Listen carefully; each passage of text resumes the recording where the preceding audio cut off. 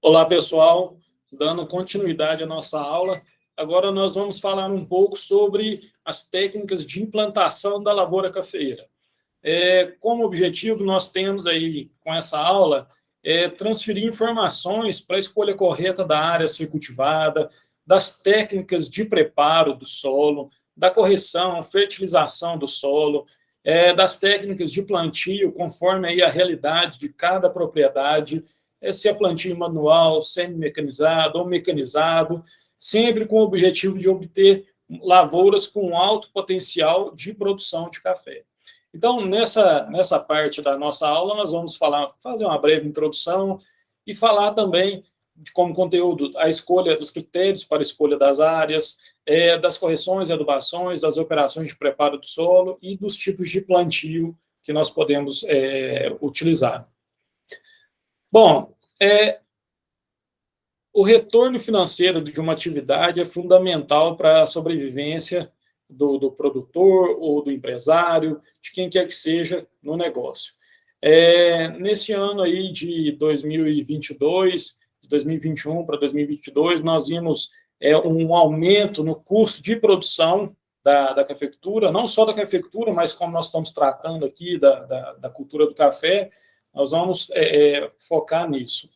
E nós verificamos, nós fizemos um trabalho aqui de simulação da rentabilidade da cafeicultura em função dos níveis de produtividade e do custo operacional efetivo, considerando, então, só os gastos durante o ano. São fertilizantes, os defensivos, mão de obra, enfim, sem considerar o custo de investimento na terra, a taxa de retorno que daria essa terra, o prolabore do produtor, do dono da terra.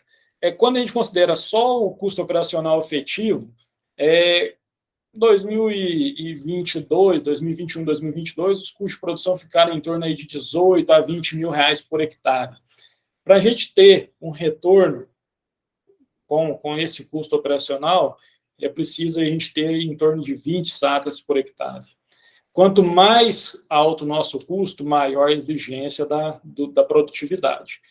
Aí vocês podem olhar isso aqui e verificar, André, mas com 20 sacas por hectare e com 20 mil reais de custo operacional efetivo, eu estou tendo um lucro de 4 mil reais por hectare. Tá bom. Só que aqui a gente está esquecendo que tem que tirar o prolabore, temos que tirar a manutenção da propriedade de um modo geral, por exemplo, cercas, manutenção com benfeitorias, enfim. Então, isso, na verdade, não é muito real. Quando a gente passa por custo operacional total, que leva em consideração todos os custos envolvidos na produção de café, a gente verifica que para ter um retorno de 20 sacas por hectare, o seu custo operacional total tem que ser de, no máximo, R$ 21.600. Só que nós temos um grande problema. Os custos de produção com os insumos, os custos de aquisição de fertilizantes, os defensivos, mas principalmente os fertilizantes.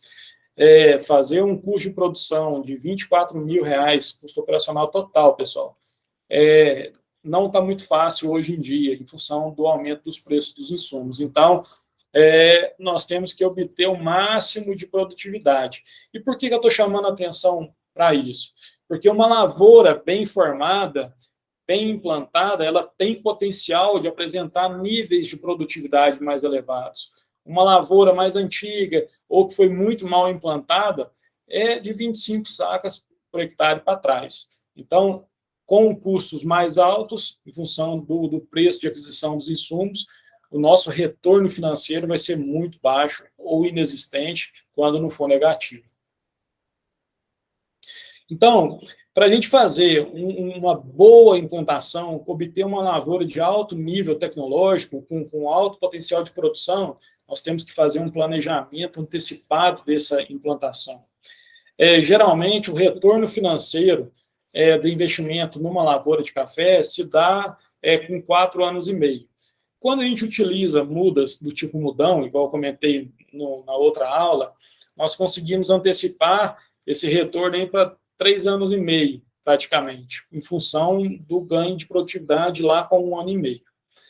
E os plantios mal realizados, uma lavoura mal implantada, geralmente a gente tem um tempo maior para obter esse retorno do investimento, porque nós não conseguimos produtividades elevadas no início das produções dessa lavoura. E geralmente nem no decorrer do tempo, porque o potencial produtivo de uma lavoura mal implantada é afetado de modo negativo.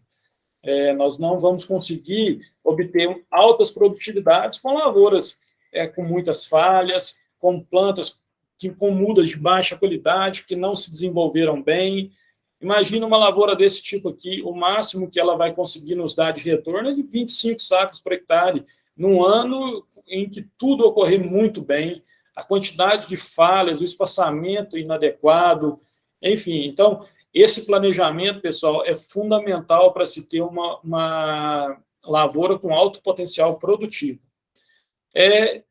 E para a gente começar a falar sobre a implantação, nós temos que fazer uma escolha das áreas a serem utilizadas para a cafeicultura. E a aptidão dessa área para receber uma lavoura de café é fundamental, não só de café, mas qualquer outro tipo de atividade agrícola. No caso do café, da agricultura, nós trabalhamos com uma indústria a céu aberto. Nós temos aí os eventos climáticos muito fortes sobre nossa indústria, né? Sobre as plantas. Então, se houver um cenário onde a gente tem secas prolongadas e na propriedade tiver disponibilidade de água, é fundamental que a gente pense num projeto de irrigação. Eu não conheço nenhuma propriedade, nenhuma lavoura cafeeira que, com o sistema de irrigação, tenha arrependido de investir nesse sistema. Só que, pessoal, a irrigação não é molhar, ela tem critérios técnicos a serem seguidos para a planta, sim, dar resposta e retornar o investimento no sistema de irrigação.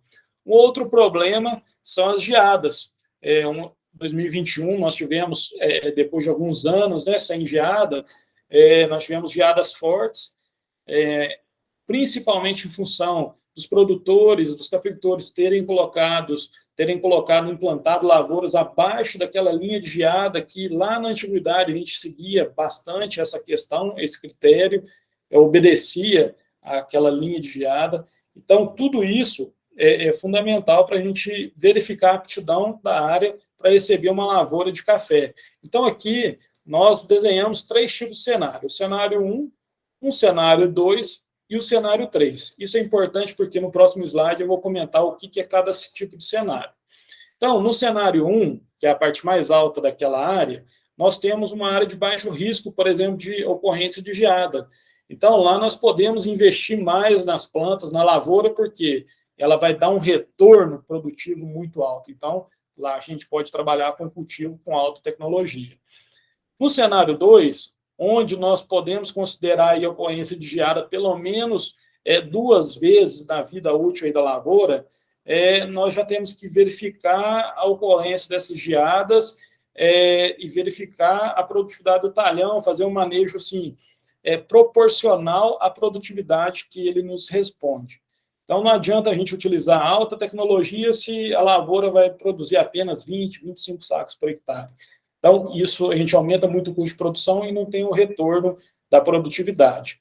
Outro ponto fundamental, verificação áreas próprias ou arrendadas. Áreas próprias, o produtor ainda tem a questão de arriscar, ele tem mais liberdade de arriscar e plantar a lavoura de café na sua área. Se for área arrendada, ele tem que saber que, independente da ocorrência ou não da geada, ele tem que pagar o arrendamento. Então, ele tem que pensar bem se vale a pena arriscar. No cenário 3, que são áreas de alto risco de ocorrência de geadas, a gente tem que analisar se vale a pena mesmo implantar uma lavoura de café com os custos que nós temos para implantação, depois de manutenção, nessas áreas, porque a ocorrência de geada é muito fácil de acontecer, mesmo em anos onde não ocorram geadas muito fortes. O acúmulo de ar frio dá naquele tipo de área ali, então a produtividade vai ser menor de modo geral. Então, o manejo tem que ser proporcional também. Nesse tipo de cenário, no cenário 2 ou no cenário 3, principalmente no cenário 3, nós recomendamos trabalhar com arborização para diminuir os riscos dessas amplitudes térmicas, principalmente para a questão de frio, de geada. E para se fazer uma boa implantação, nós temos que ter um conhecimento das características químicas e físicas do nosso solo. Em relação à lavoura de café, é uma lavoura perene, nós vamos aí ter o cultivo dessa lavoura por 20, 25 anos, a gente conhece lavouras aí bem mais antigas, né, 40 anos de idade ou mais. Então, a correção do solo, tanto na parte química quanto física, é fundamental que seja feita no momento antes da implantação. É o único momento que nós temos ali para corrigir em profundidade, fazer em área total, porque depois, mais 20 anos de cultivo, que nós vamos poder trabalhar esse tipo de solo.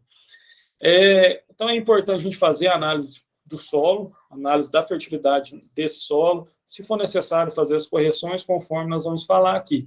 Verificar também a questão física, de compactação, que daqui a pouco a gente comenta sobre isso. No caso da calagem, a gente utiliza a forma de saturação por base, buscando alcançar a saturação de base aí para elevar para em torno de 70%. No caso de aplicação de calcário, a gente recomenda aplicar 50% da dose recomendada antes da aração e depois 50% da dose depois da aração e antes da gradagem. Por que isso? Quando a gente aplica 50% antes da aração, como tem aquela inversão do solo ali, a gente consegue corrigir em maior profundidade. E depois aplica os 50% antes da gradagem para ficar na parte mais superficial do solo, essa correção. Segundo o Matiello e colaboradores, quando a gente tem essa correção em superfície, há uma recomendação de aplicação desse calcário também em sulco, e na proporção assim, de 100 gramas de calcário por metro de sulco para cada tonelada aplicada em área total. Ou seja, se a gente aplicar 2 toneladas em área de calcário na área total, nós vamos utilizar 200 gramas de calcário por metro. Se utilizou 1 tonelada, vamos usar 100 gramas de calcário por metro de sulco. A questão da gessagem também é importante, é uma possibilidade de se fazer. O gesso, ele é muito diferente do calcário, né? São produtos completamente distintos.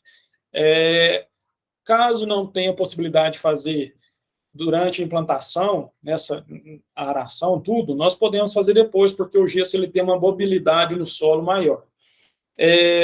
No caso do gesso, nós vamos utilizar alguns critérios para definir se precisa ou não aplicar também.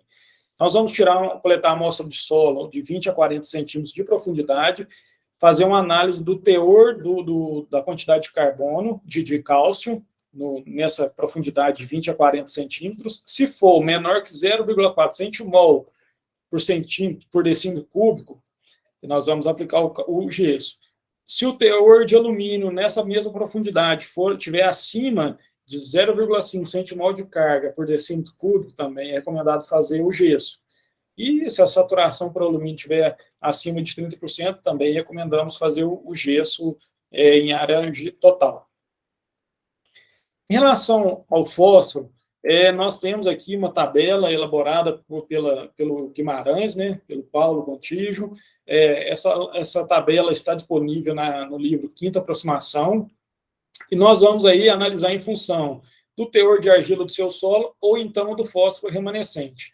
Eu tenho preferência utilizar, em relação ao fósforo remanescente, que sai no laudo da fertilidade do solo, do laboratório, porque as resinas, esse fósforo remanescente consegue mostrar mais o fósforo que está disponível ou não para a planta. Então, nós temos uma tabela aqui de dupla entrada, né, que aqui são as classes de fertilidade, desde muito baixo a muito bom, e os teores aqui do fósforo remanescente, ou então porcentagem de argila.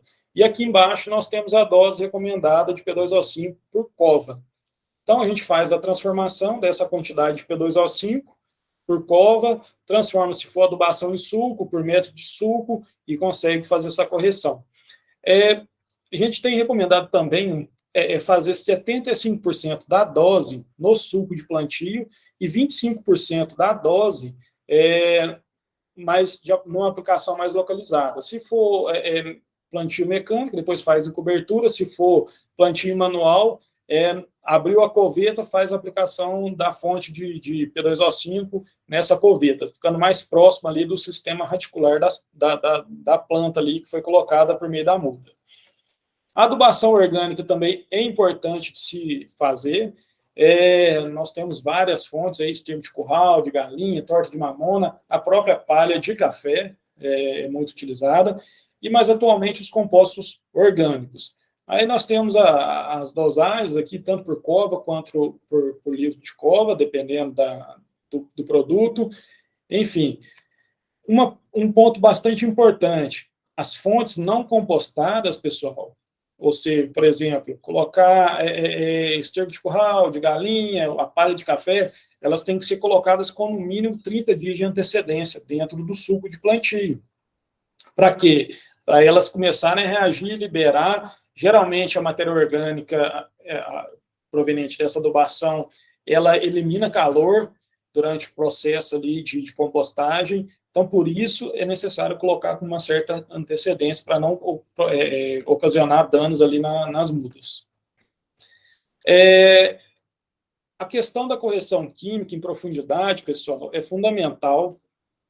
Então, essa questão de colocar tanto calcário quanto gesso, fósforo, é a oportunidade que nós temos. Nós só temos que tomar alguns cuidados, né? Isso aqui é a foto de uma aplicação de calcário em área total, em que o equipamento não estava muito bem regulado. O calcário, por si só, já é bem difícil de ser aplicado, né? Ele é um pó muito fino, seco, tem uma deriva, qualquer vento leva ele embora muito facilmente, e se o equipamento não for adequado, nós temos essas faixas aqui, ó. Aqui a gente vê que debaixo da esteira de aplicação foi caindo, então foi formando um rastro aqui na área. Ou seja, aqui está com uma quantidade muito maior de calcário do que daqui. Então, isso vai criando gradientes dentro da própria área que vai influenciar depois na produtividade no potencial produtivo dessa lavoura. Em áreas que a gente verifica que a condição física do solo está compactado, que o solo está muito compactado, nós temos a possibilidade de fazer a subsolagem em área total para romper essa camada compactada. E como que a gente verifica se tem problema de compactação? Tem um equipamento muito simples que se chama penetrômetro. Muitos técnicos possuem esse aparelho. Ele vai colocando esse aparelho no solo e verifica a profundidade que a camada compactada está. E aí nós temos que passar o subsolador abaixo dessa camada compactada, tomando cuidado para manter a distância entre as hastes de 1 a 1,5 vezes maior que a profundidade de trabalho. Ou seja, se nós vamos trabalhar aí com 20, 30 centímetros de profundidade, as hastes têm que estar com pelo menos 30 centímetros de distância entre elas. Ou, melhor, coloca aí 45 centímetros de distância entre elas. Se tiver em camadas mais profundas, essa distância vai aumentar. Um ponto bastante importante ao se trabalhar com o subsolador é a umidade do solo. E é fácil detectar a umidade ideal. Se a gente pegar um torrãozinho de terra, da camada que a gente quer trabalhar, por exemplo, 30 centímetros, a gente pega um torrão, fez um movimento de pinça, pega o dedo polegar e o indicador, apertou, ele desmanchou facilmente, ótimo, dá para trabalhar. Se o solo estiver muito seco, você vai ter uma demanda maior de energia, o seu gasto, principalmente com combustível, vai ser mais elevado. Agora, se o solo estiver muito úmido, é um grande problema, porque vai fazer apenas um risco no solo. A área de atuação daquela haste do subsolador é muito pequena. Então, logo não vai ter mais efeito nenhum de você ter passado o subsolador. Então, entre um solo muito úmido ou solo muito seco, é preferível fazer um solo muito seco em relação ao muito úmido. A aração, ela também tem por objetivo reduzir a densidade do solo, fazer uma descompactação, só que numa profundidade mais superficial. O subsolador a gente consegue chegar a 60, 80 centímetros, dependendo do equipamento. No caso da aração, pode ser feita com com arado de disco, arado de raiveca, grades aradoras, e a gente consegue descompactar numa camada mais superficial do solo.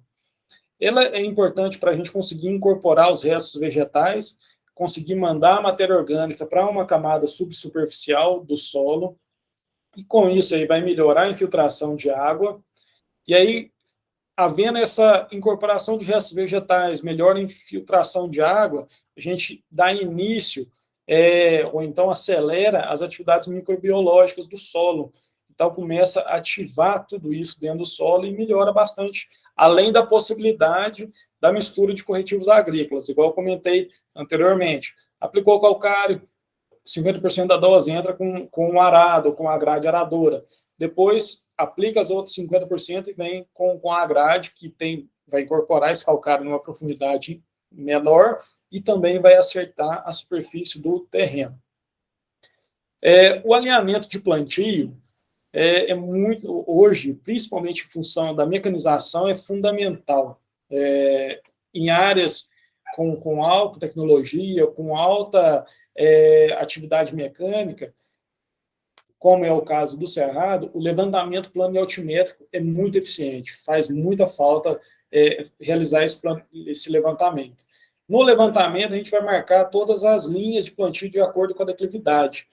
E, em função do alto nível de mecanização, principalmente da colheita, o pessoal tem feito muitos plantios retos, deixando de utilizar o critério do nível de escoamento da água. Isso é um grande problema, porque nós estamos deixando de lado a conservação do solo, que é o nosso principal bem. Se não tiver um solo, não tem como cultivar nada, né? No caso do alinhamento, quando a gente vai fazer esse planejamento desse alinhamento, nós temos que tomar alguns cuidados e lembrar de alguns pontos, como o dimensionamento dos carreadores pendentes e dos carreadores das áreas de manobra. Geralmente, em áreas que possuem grandes comprimentos de extensão, nós deixamos carreadores pendentes a cada 200 metros, para facilitar o abastecimento dos implementos, por exemplo, de carretas de adubação, ou mesmo durante a colheita, para fazer o descarregamento das máquinas, das unidades de armazenamento do fruto.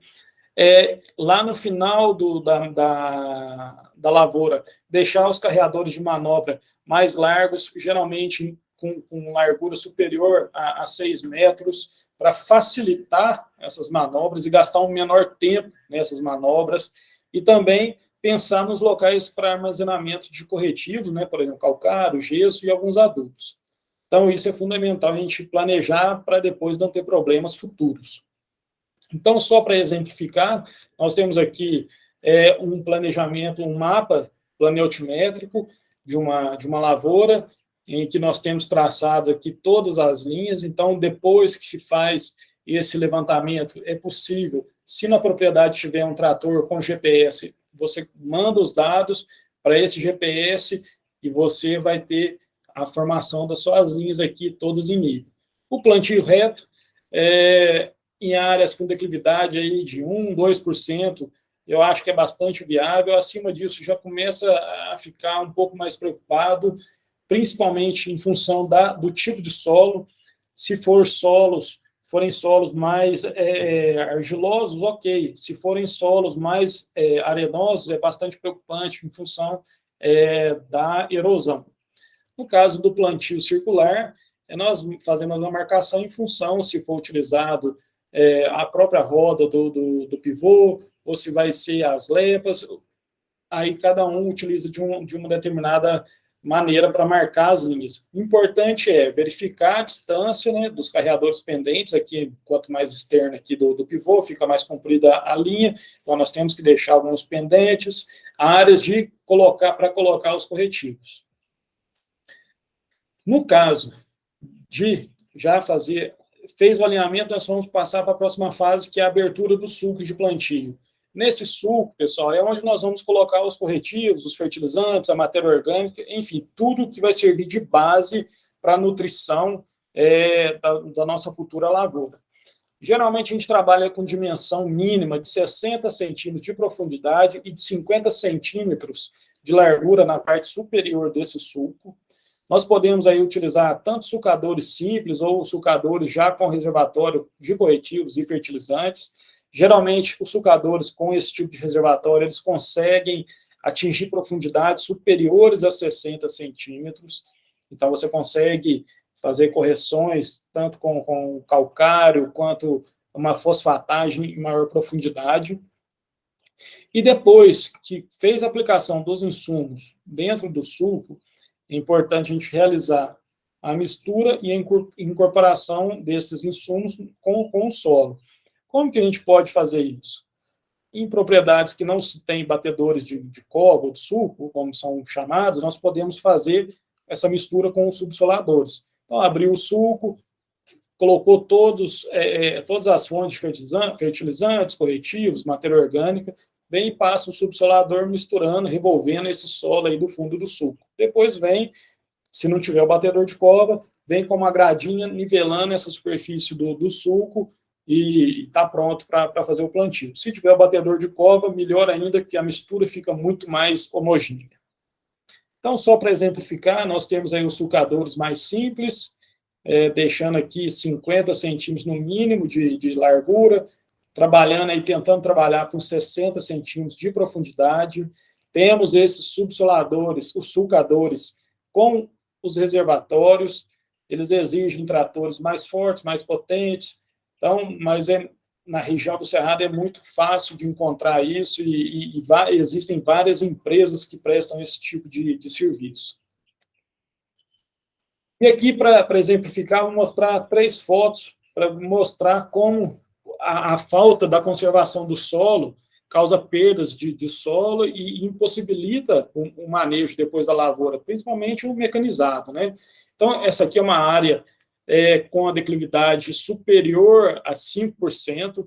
O produtor fez uma sistematização desse terreno, levou máquina, entupiu buracos, tirou aquelas partes mais altas, deixou tudo ok. Só que ele não pensou em trabalhar em nível, ou então fazer um terraço para retenção de água. E o que aconteceu? Começou chuvas mais fortes, ter ocorrência aí de alguns sulcos, foi caminhando, a água juntou ali para a grota da onde ele fez o plantio, e chegando a um ponto em que abriu um bossoroca aqui de 2 metros de profundidade, 2 metros de largura, a gente vê uma mudinha aqui, outra aqui. Esse produtor eu conheço, ele teve que levar uma máquina para transportar solo de outra área para encher esse buraco aqui. Depois ele fez um trabalho de manutenção desse solo e resolveu esse problema. Só que o custo foi muito alto. O custo, antes, né, a sistematização do terreno, o custo do plantio, depois o custo para a correção. Se ele tivesse feito a bacia de contenção, tivesse feito algum terraço, isso aqui não teria acontecido. Partindo para o plantio propriamente dito, nós temos 3, podemos fazer o plantio de maneira manual, semi-mecanizado, ou então mecanizado. Independente dos 3 tipos de plantio, nós temos que ter alguns cuidados no manuseio das mudas do viveiro para a área de plantio. Então, geralmente no viveiro a gente vai encaixotar essas mudas, ou então vão colocar granel nos caminhões para depois, lá na área, descer tudo, encaixotar, mas o importante é evitar ao máximo ficar mexendo no torrãozinho ali do saquinho mesmo, para evitar esse destorroamento, evitar a quebra do sistema radicular das plantas. Depois que a gente organiza essas mudas em caixas, nós vamos promover um encharcamento dessas mudas, a gente coloca as mudas dentro de uma caixa d'água, ou banheira, enfim, de algum jeito, para eliminar a gente deixa essas mudas dentro da água até parar de sair bolhas de ar. Por quê? Nós vamos garantir que essa muda está indo para campo bem molhada. De fazer isso, pessoal, a gente gasta um pouquinho mais de tempo, mas nós temos uma garantia de pelo menos 7 dias de possibilidade sem chuva e essa muda vai continuar bem lá no campo. Então, isso garante bastante essa sobrevivência das mudas lá no campo. Em relação, quando a gente fala do plantio manual, a gente tem vários métodos, né? a gente pode preparar o solo com sulcador, com subsolador, vem, preparou, bateu a cova e depois a gente vai fazer a abertura das covetas de modo manual. Geralmente a gente utiliza ou enxadão ou uma cavadeira de boca. É muito útil e recomendado a gente utilizar um barbante, um cordão para orientar a abertura das covetas, para evitar que a gente tenha um desalinhamento das plantas. Quando a gente trabalha com alinhamento reto, é mais fácil esticar esses cordões aqui, você pode utilizar cordões mais compridos, sem problema. Quando se trabalha com alinhamento com cordão em nível, se fez o alinhamento em nível, nós vamos utilizar cordões mais curtos e vamos adequando ele no sulco de plantio ali, de modo a manter o mesmo espaçamento. E é importante, pessoal, o uso de gabaritos. O que é esse gabarito? Pode ser uma vara de bambu mesmo, para garantir a distância correta entre uma linha e outra de plantio. Evitando aí, como nós estamos trabalhando com sulco, e passamos ali o agrade ou o batedor de cova, nós temos uma área muito mexida ali, muito grande. Então, se a gente não utilizar um gabarito, vai ser difícil encontrar o meio mesmo do sulco. E aí acaba tendo ruas um pouco mais largas, outras um pouco mais estreitas. Então, o uso desse gabarito durante o alinhamento é importante. A distribuição de mudas para o plantio manual geralmente se dá com um trator, pode carregar numa carreta ou numa plataforma de transporte mesmo, e vai se distribuindo essas mudas no campo. Aqui só para mostrar, quando o plantio é em nível, você vai colocando umas estacas para alinhar mais isso aqui. Fundamental também, pessoal, cortar o fundo do saquinho. Isso parece que é trivial, mas é bobo a gente comentar, mas muitas propriedades passam por problemas em relação a isso. Esquecem de cortar o saquinho ou esquecem de retirar o saquinho no momento do plantio, e isso vai ocasionar a morte das plantas. Elas não conseguem emitir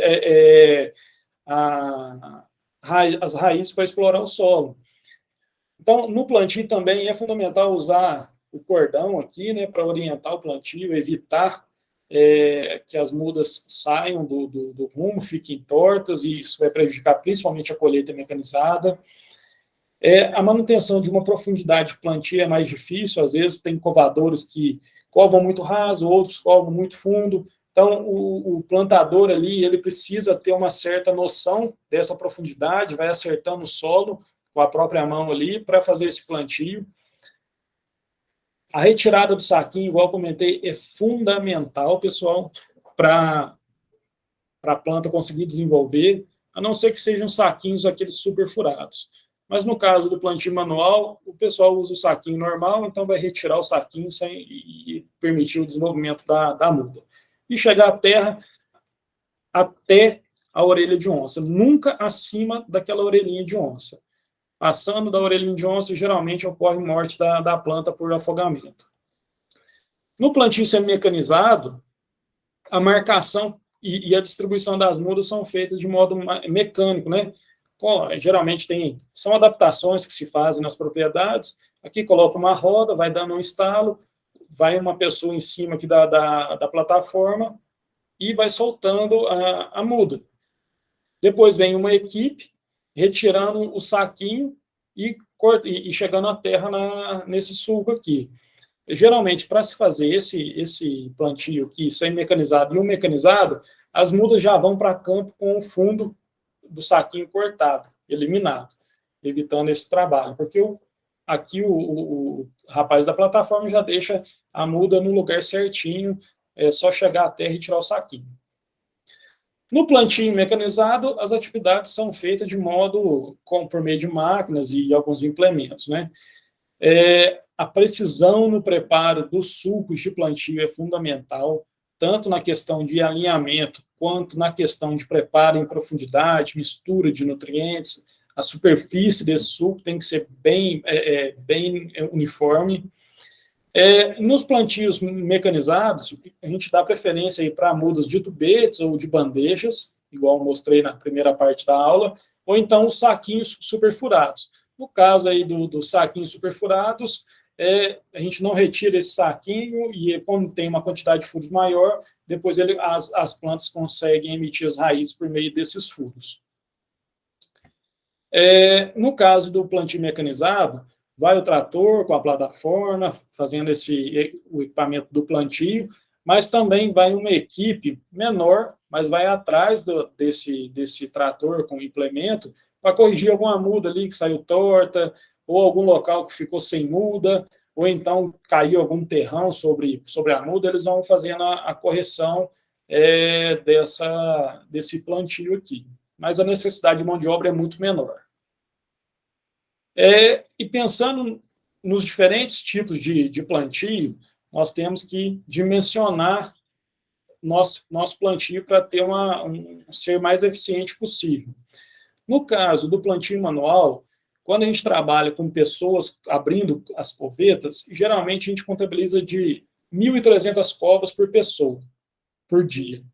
O plantio, a gente considera que uma pessoa consegue plantar 350 mudas por dia, uma pessoa consegue cortar o fundo ali do saquinho de 5.000 saquinhos. Na questão de encaixotar as mudas no viveiro e transportar para a área de plantio, uma pessoa é capaz de encaixotar e transportar aproximadamente 1.800 mudas. E, para distribuir as mudas no campo, uma pessoa é capaz de distribuir 5.000 mudas por dia. Então, só para a gente fazer um cálculo rápido aqui, eu trouxe um exemplo, por exemplo, um plantio de 120.000 mudas de café e o produtor quer fazer em 15 dias esse plantio. Ou seja, nós precisamos fazer um plantio de 8.000 mudas por dia. Então, para a gente chegar nesse valor aqui de 8.000 mudas por dia, nós vamos precisar de 6 pessoas covando, 23 pessoas plantando, isso considerando aqueles valores de rendimento que eu passei agora há pouco.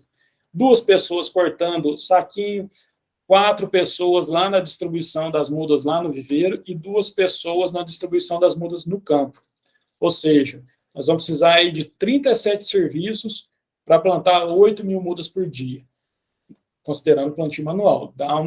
Se a gente somar todas essas pessoas aqui e considerar as 8.000 mudas plantadas, dá 216 mudas por pessoa. No caso do plantio semi-mecanizado, os rendimentos são diferentes. A distribuição de mudas no viveiro e no campo, nós vamos gastar 8 pessoas, ou seja, aumentou um pouquinho porque o rendimento na distribuição de mudas é maior. Ali na plataforma, nós vamos precisar de 3 pessoas acompanhando a plataforma para retirar o saquinho, chegar à terra na muda, 7 pessoas, e esse rendimento aí dá em torno de um plantio de 7.000 a 15.000 mudas por dia. Então, para exemplificar, se a gente for trabalhar com um plantio de 10.000 mudas por dia, nós vamos precisar aí, de 18 pessoas envolvidas. O rendimento final vai dar mais ou menos 555 mudas por pessoa, considerando as 18 pessoas envolvidas e 10.000 mudas por dia. Essa quantidade tem um aumento aí no rendimento quando comparado ao plantio manual de 157%. Ou seja, a gente consegue trabalhar muito mais rápido com um plantio semi-mecanizado. No caso do plantio mecanizado, em que as operações são feitas por meio de máquinas e implementos, o rendimento já vai ser bem superior também. No caso da distribuição de mudas no viveiro e no campo, nós precisamos aí de 10 pessoas, porque o rendimento é muito mais alto. Na plantadeira, nós vamos gastar aí 3 pessoas, geralmente é uma no trator e 2 pessoas ali na plantadeira, no implemento, acompanhando o trator ali com a plantadeira, mais ou menos 3 pessoas, igual comentei, para ir ajeitando uma ou outra muda que saiu torta, um local que ficou sem alguma muda. E o rendimento do plantio mecanizado é em torno de 1.500 a 2.500 mudas por hora. Então, é bem superior. Então, se a gente trabalhar aí com um valor de 2.000 mudas por hora, com 7 horas por dia, dá 14.000 mudas no dia. Isso eu ainda estou tirando uma hora, assim, porque tem alguns ajustes, né? Se a gente considerar 8 horas, ainda sobe um pouquinho. Considerando aí as 14.000 mudas por dia, pelas 16 pessoas envolvidas no processo, dá um rendimento aí de 875 mudas por pessoa. Em relação ao plantio manual, nós tivemos um acréscimo aí de 305% nessa eficiência. Considerando o plantio semi-mecanizado, dá um aumento aí de 58%. Ou seja, quando se faz os plantios mecanizados, o rendimento é muito maior e bem mais rápido, né? A questão do capricho, pessoal, independente se é plantio manual, semi-mecanizado ou mecanizado, é importantíssimo para se obter uma lavoura boa, com elevado potencial produtivo e que facilite depois o manejo tanto dos tratos culturais quanto da colheita. Bom, pessoal, nessa parte era isso que eu tinha para apresentar. Nós vamos seguir para a terceira parte da nossa aula.